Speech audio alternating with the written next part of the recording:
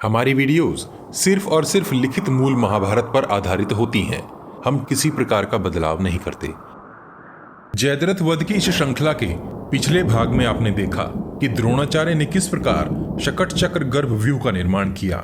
द्रोणाचार्य ने जयद्रथ को उस छुपे हुए सूची व्यूह में जाने को कहा जो उस विशाल व्यूह के गर्भ में बनाया गया था, और अर्जुन ने किस प्रकार धृतराष्ट्र पुत्र दुर्मर्शन की सेना पर प्रहार आरंभ किया। अब आगे, जब अर्जुन के प्रहार से कौरव सेना में भगदड़ मच गई और वे अपनी जान बचाने के लिए वापस भागने लगे, तब उसे सुनकर धृतराष्ट्र संजय से बोले, हे संजय, किरीटधारी अर्जुन ने जब सेना के मुहाने का संहार करना आरंभ कर दिया और सेना में भगदड़ सी मच गई, तब रण में कौन कौन वीर पुरुष अर्जुन के सामने गए थे, और उन पुरुषों में से किसने क्षत्रिय धर्म त्याग कर और युद्ध का निश्चय छोड़कर द्रोणाचार्य के निर्भय शकट व्यूह में प्रवेश कर आश्रय लिया था। संजय बोले, हे राजन, जब इंद्रपुत्र अर्जुन ने कौरव सेना को छिन्न भिन्न कर अनेक वीर पुरुषों का नाश कर डाला, तब वहां उपस्थित आपकी सेना के योद्धाओं का उत्साह शून्य होने लगा और वे सब भागने लगे। तब हे राजन, आपका पुत्र दुशासन कौरव सेना को इस प्रकार भागती देखकर अत्यंत क्रोध से भर गया। वह अर्जुन से युद्ध करने का निश्चय करके सामने बढ़ाया। शूरवीर प्रबल पराक्रमी दुशासन ने सुवर्ण का विचित्र कवच और मुकुट पहन रखा था। वह हाथियों की एक विशाल सेना लेकर इस प्रकार आगे बढ़ा जैसे वह संपूर्ण पृथ्वी को निगल ही जाएगा। उसने अर्जुन को अपनी हाथी सेना से चारों ओर से घेर लिया। वहां हाथियों की घंटियों, चिंगाड़, शोर करते वाद्यों, शंखों और धनुषों की टंकार से भयंकर शोर होने लगा। कुछ क्षण के लिए तो दुशासन भी महाभयंकर और क्रूर प्रतीत होने लगा। अंकुशों का प्रहार कर दौड़ाए गए हाथी महापर्वतों के समान अर्जुन की ओर बढ़ने लगे। समस्त दिशाओं से उन हाथियों को अपनी ओर आते देख अर्जुन बड़ी जोर से गरजा और पल भर में उसने बाण वर्षा प्रारंभ कर उस हस्ती सेना का संहार करना आरंभ कर दिया। जिस प्रकार एक मगरमच्छ विशाल पानी की लहरों के बीच निडरता से घुस जाता है, वैसे ही अर्जुन दुशासन की हस्ती सेना में घुस गया। अर्जुन समस्त दिशाओं की मर्यादाओं को तोड़ता हुआ अपने बाणों से उन्हें सूर्य के समान तपाने लगा। अर्जुन के छोड़े हुए सैकड़ों सहस्त्रों बाणों से बिंध जाने के कारण वे हाथी जोर से चिंगाड़ कर विशाल पत्थरों के समान भूमि पर गिरने लगे। अर्जुन के बाण हाथियों के दांतों की जड़ में, कुंभ स्थलों में और कमर में घुसने लगे। हाथी सेना क्रोंच पक्षी के समान हाथी सेना पर बैठे महावतों के मस्तकों को अर्जुन ने भल्ल बाण मारकर हवा में उड़ा दिया। अर्जुन का हर बाण शत्रु सेना के हाथी अथवा किसी न किसी योद्धा को मारकर गिरा रहा था। अर्जुन के बाण अलग अलग स्तरों पर चल रहे थे। अर्जुन वहां नाचता हुआ सा प्रतीत हो रहा था। उसका धनुष हर दिशा में घूम रहा था। कब बाण धनुष पर चढ़ता और कब उसे छोड़कर योद्धाओं के शरीर में समा जाता पता ही नहीं चल रहा था। जिस दिशा में बाण चलते वहां बिना सर के असंख्य धड़ ही खड़े दिखते थे। वहां हर ओर टूटे हुए पहिए, रथों के दंड, योद्धाओं की ढाल, तलवार, धनुष, घोड़े, हाथियों और योद्धाओं के घायल और मृत शरीर ही दिख रहे थे। अर्जुन के हाथ से नष्ट होता कौरव सेना दल खिन्न होकर और जान बचाकर अपने सेनापति के साथ वहां से भाग निकला। दुशासन और उसकी सेना अर्जुन के बाणों की मार से डरकर द्रोण की रक्षा को पुकारती हुई अति शीघ्रता से शकट व्यूह के भीतर घुस गई। संजय बोले, हे राजा धृतराष्ट्र, महारथी अर्जुन दुशासन की सेना का नाश कर जयद्रथ को मारने के लिए द्रोण की सेना की ओर दौड़ पड़ा। कृष्ण की सम्मति लेकर अर्जुन शकट व्यूह के मुहाने पर खड़े द्रोणाचार्य से हाथ जोड़कर बोला, हे ब्राह्मण, आप मेरे कल्याण की इच्छा करिए। मैं आपकी कृपा से इस दुर्भेद सेना में प्रवेश करना चाहता हूँ। आप मेरे लिए पिता के समान हैं, धर्मराज के समान हैं तथा आप मेरे लिए श्री कृष्ण के भी समान हैं। हे निर्दोष तात, जिस प्रकार अश्वत्थामा की रक्षा करना आपका कर्तव्य है, उसी प्रकार हे द्विज सत्तम अर्थात ब्राह्मणों में श्रेष्ठ, आपको मेरी भी सदा रक्षा करनी चाहिए। मैं आपकी कृपा से सिंधुराज को मारना चाहता हूँ, क्योंकि मैंने उसे मारने की प्रतिज्ञा की है। इसलिए हे पिता समान आचार्य, आप मेरी प्रतिज्ञा की रक्षा कीजिए। संजय बोले, हे राजन, अर्जुन के ऐसा कहने पर द्रोणाचार्य मुस्कुराकर बोले, हे अर्जुन, तू मुझे बिना जीते जयद्रथ को नहीं जीत सकता। बस इतना कहकर द्रोणाचार्य ने अर्जुन को बाणों के जाल से ढक दिया। अर्जुन ने अपने क्षत्रिय धर्म का पालन करते हुए द्रोण के चरणों पर 9 बाणों से आघात किया।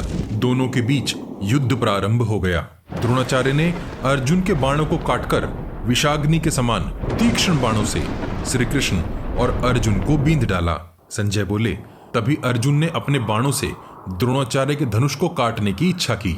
अभी अर्जुन विचार कर ही रहे थे कि पराक्रमी द्रोणाचार्य ने बिना किसी घबराहट के अति शीघ्रता से अर्जुन के धनुष की प्रत्यंचा काट दी और उसके अश्वों और ध्वज पर भी प्रहार किया।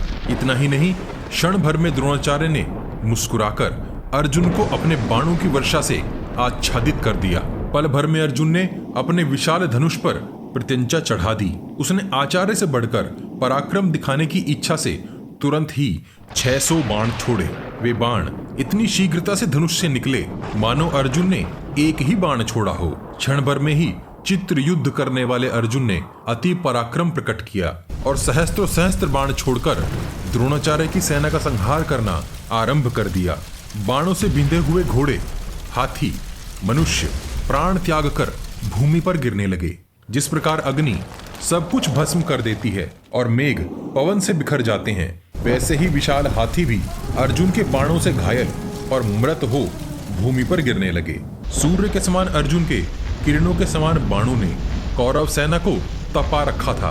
तभी द्रोणाचार्य ने अपना पराक्रम प्रकट किया और अर्जुन के बाणों को अपने बाणों से इस प्रकार ढक दिया जैसे मेघ सूर्य की किरणों को ढक देते हैं। तभी द्रोणाचार्य ने शत्रुओं के प्राणों का भोजन करने वाले एक नाराज बाण को जोर से खींचकर अर्जुन के वक्ष स्थल में मारा।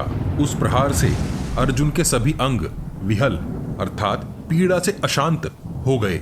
जिस प्रकार भूकंप से पर्वत हिल जाते हैं, वैसे ही अर्जुन कांप उठा, किंतु तुरंत ही धीरज धर और एकाग्र चित्त होकर उसने शीघ्रता से बाण छोड़ द्रोण को घायल कर दिया। फिर द्रोणाचार्य ने 5 बाण वासुदेव पर, 73 बाण अर्जुन पर चला उन्हें घायल कर दिया। 3 बाणों से उसकी ध्वजा पर भी चोट पहुंचाई। संजय बोले, हे राजन, द्रोणाचार्य ने अर्जुन पर इतने बाण एक साथ छोड़े कि अर्जुन पूर्णतया अदृश्य सा हो गया। ऐसा लगा मानो एक गुरु अपने शिष्य की परीक्षा ले रहा हो। द्रोणाचार्य के बाण एकदम सटकर चल रहे थे। उनका धनुष सदैव मंडलाकार अर्थात गोलाई में घूमता ही दिखाई देता था।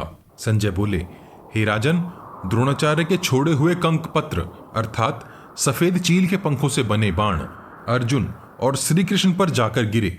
अर्जुन को यहीं फंसाए रखने की द्रोणाचार्य की युद्ध शैली को श्री कृष्ण ने भांप लिया और उन्होंने जयद्रथ वध की ओर अपना ध्यान लगाकर अर्जुन से कहा, हे पार्थ, हे पार्थ, हे महाबाहो, यहाँ हमारा अधिक समय न बीत जाए, इसलिए द्रोणाचार्य को यहीं छोड़कर हमें अपनी कार्य सिद्धि के लिए आगे चलना चाहिए। अभी सबसे महान कार्य शेष है। तब अर्जुन ने सच्चिदानंद स्वरूप केशव से कहा, प्रभो, आपकी जैसी रुचि हो आप वैसा ही कीजिए। तभी श्री कृष्ण ने रथ को घुमाना शुरू कर दिया और अर्जुन द्रोणाचार्य की परिक्रमा करते और बाण चलाते हुए अति वेग से आगे निकलने लगा। यह देखकर द्रोणाचार्य बोले, हे पांडुनंदन, तू तो शत्रुओं को बिना हराए कभी रण से लौटता नहीं था, फिर इस प्रकार ऐसे क्यों भागा जाता है? अर्जुन ने कहा, हे आचार्य, आप मेरे शत्रु नहीं अपितु गुरु हैं और मैं आपका शिष्य तथा धर्मपुत्र हूँ। आचार्य, इस संसार में ऐसा कोई पुरुष नहीं जो युद्ध में आपको जीत सके। संजय बोले, हे महाराज, इस प्रकार कहते कहते महाबाहु अर्जुन जयद्रथ को मारने के लिए तुरंत ही आपकी सेना की ओर आगे बढ़ गया।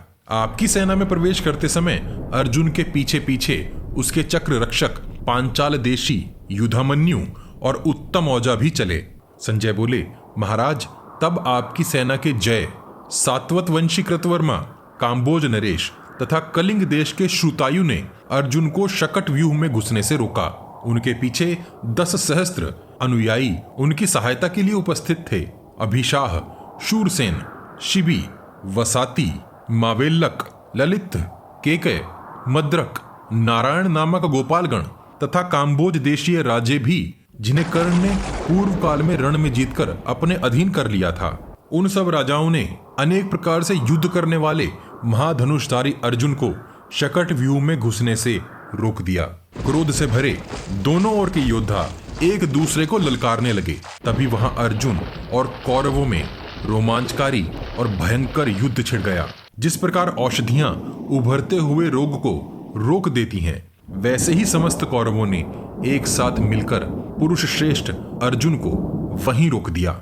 महाभारत का द्रोण पर्व का 91वां अध्याय यहीं समाप्त होता है। अगले भाग में देखेंगे कि जब अर्जुन शकट व्यूह में अंदर घुसता है और उसका सामना श्रुतायु नामक योद्धा से होता है, तब क्या होता है। श्रुतायु को वरुण देव का एक विलक्षण वरदान प्राप्त था, जिसके कारण वह युद्ध में अवध था। तब फिर किस प्रकार उसका वध होता है, हम जयद्रथ वध को पूर्ण विस्तार से आपके सामने लाने की कोशिश कर रहे हैं। आपको हमारा प्रयास कैसा लग रहा है, कृपया कमेंट बॉक्स में कमेंट करके हमें अवश्य बताइए। उम्मीद है आप हमारी वीडियोस को अपने दोस्तों को शेयर जरूर करते होंगे, जो महाभारत का सही रूप समझना और जानना चाहते हैं। आपके हर शेयर से हमारा मनोबल बढ़ता है। अपने प्रियजनों तक यह ज्ञान पहुंचाने के लिए वॉच गॉड चैनल को सब्सक्राइब और शेयर करना मत भूलिए। सब्सक्राइब बटन के बगल में बनी छोटी सी घंटी भी बजा दीजिए। जय श्री कृष्ण, हर हर महादेव।